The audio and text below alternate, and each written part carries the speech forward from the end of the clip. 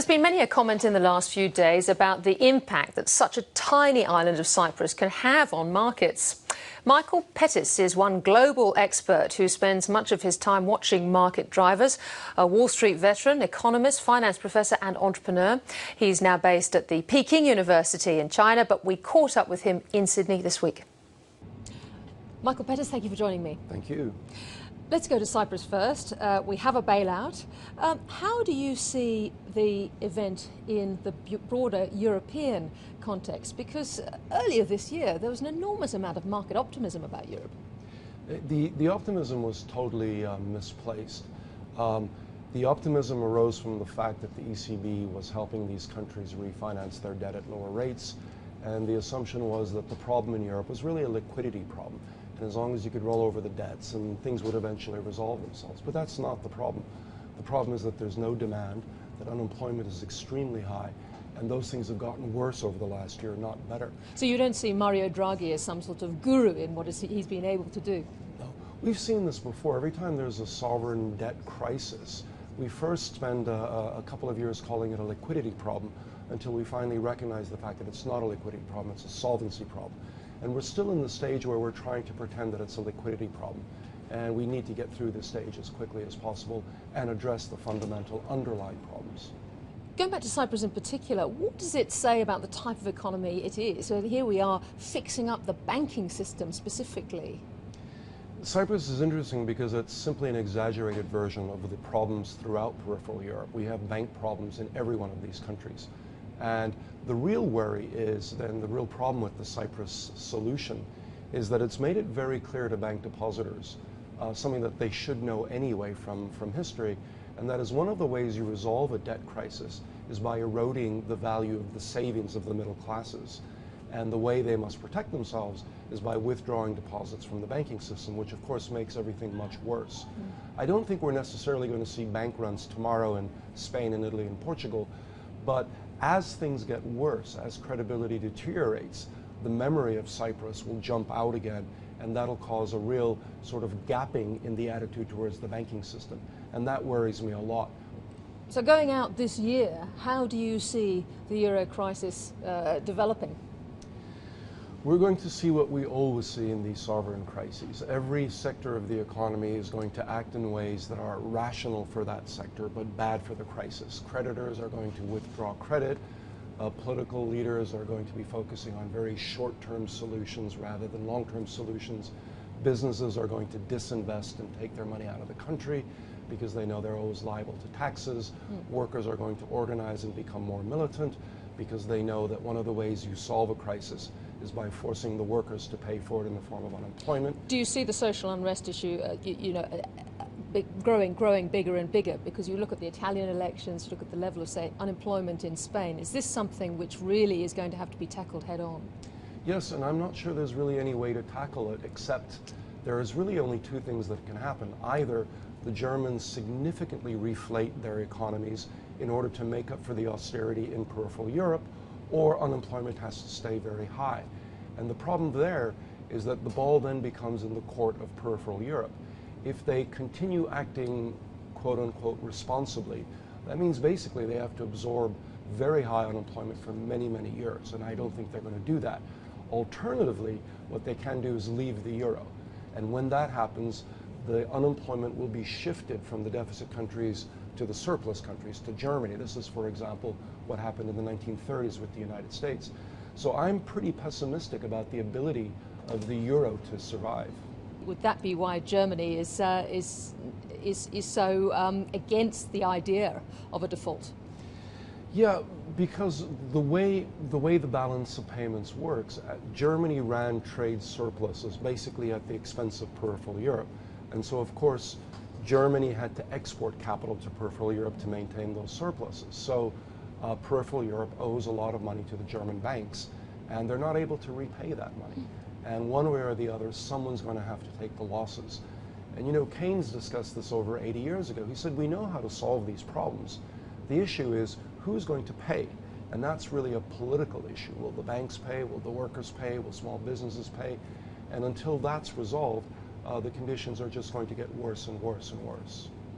Let's move to China and your ideas about the inevitability of a global rebalancing. Different views, of course, on China, and you're expecting China's growth to average perhaps as low as 3% for the next decade. Yes, and that may seem surprising, but again, if you look at the historical precedents, there have been many countries that have had investment-driven growth miracles. Every single one, without exception, has ended up in either a debt crisis or in a lost decade or both. And in every single case, even the pessimists, even the skeptics, underestimated how difficult the rebalancing was going to be. For example, in the early 90s, the great skeptics about Japan were predicting that Japan would grow maybe for under 3% for 5 years before recovering. That was considered a very pessimistic forecast. And in fact, we've had 20 years of less than 1% growth. These rebalancings tend to be extremely difficult, and we tend to underestimate how difficult they are. One of the problems, of course, in China is the domestic savings rate. Are you confident that the new government will be able to bring it down? Very difficult. They wanted to bring it down basically since 2005, and since then it's continued to go up. And the problem is because we often think the savings, the very high savings rate in China, are caused by very high household savings rate. And it's not true. Households in China save more or less in line with other Asians. The problem in China is that savings is simply GDP minus consumption. Consumption in China is very low. And consumption in China is very low because household income is a very low share of GDP. So if you want the savings rate to go up, you need the household sector to grow at the expense of the state. For many years, the state has grown at the expense of the household sector.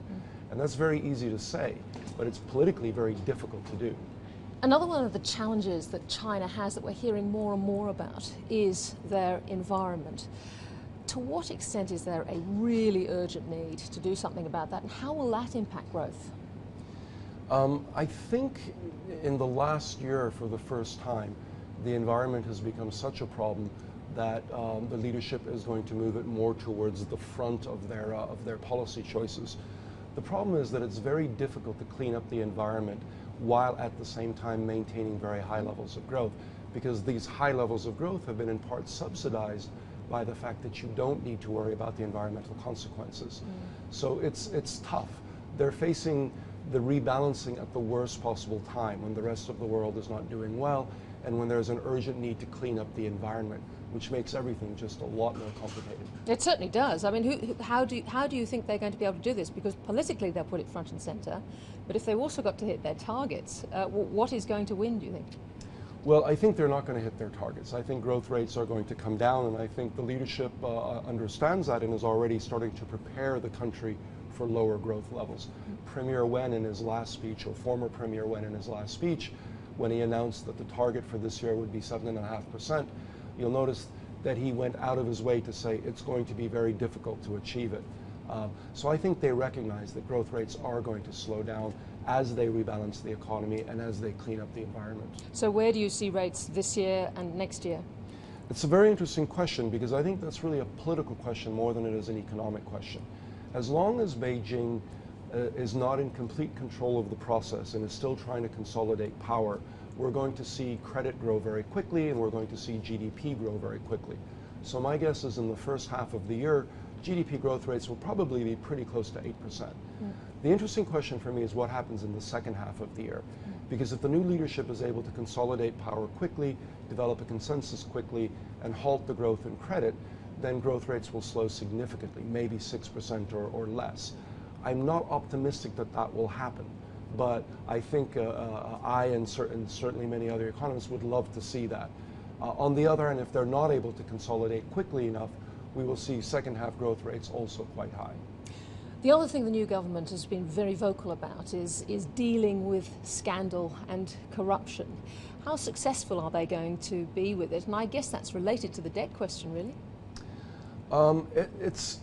It's been a difficult problem for every country that's wrestled with this problem. For example, in the 19th century, the United States had levels of corruption that probably exceed that of China today. It's very difficult to resolve it, and it's difficult to resolve it quickly. My worry in China is that they may be creating excessively high expectations about the rate at which they're going to deal with corruption. Historically, very few countries can deal with it this quickly. Well, you're down here in Australia. To what extent will China's changing growth profile have an impact on Australia? And how should we be responding? It's going to have a significant impact. As China rebalances, there are two very important consequences of the rebalancing. First of all, investment growth will slow down significantly and maybe even go negative, which means that China, which is a disproportionately large source of demand for hard commodities, 60% of iron ore, 40% of global copper, etc., that demand is going to go down significantly. That will hurt the commodity exporting sector, which is unfortunately very important in Australia. The other important consequence is that as China rebalances, almost by definition, that means China's export competitiveness will be eroded, which is very good for the manufacturing sectors around the world. So in Australia, we'll see the commodity sector get badly hurt, the manufacturing sector do relatively well, but in the short term, the balance will be negative. I think growth rates will slow down significantly here. Do you think we should be doing things here in Australia to boost our manufacturing sector? I think Australia probably has a problem very similar to that of the United States, and that is it's underinvested in infrastructure. And I think both countries could use a healthy dose of investment in infrastructure. Michael Pettis, it's been great to catch up with you while you're down here. Thank you so much for joining us. Thank you.